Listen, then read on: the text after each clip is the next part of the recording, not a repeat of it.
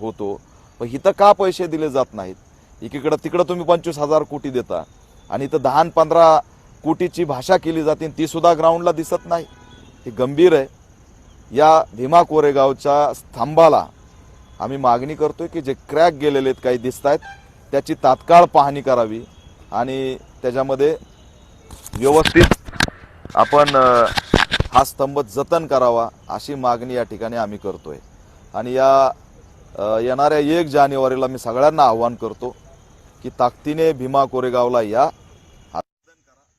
आणि याच्यामध्ये कशा प्रकारे पुढे जाऊन हा स्तंभ आपल्याला ताब्यात पद्धतीने चालू, परंतु आपल्याला याच्यावरती एक ठोस भूमिका सुद्धा घ्यावी लागेल.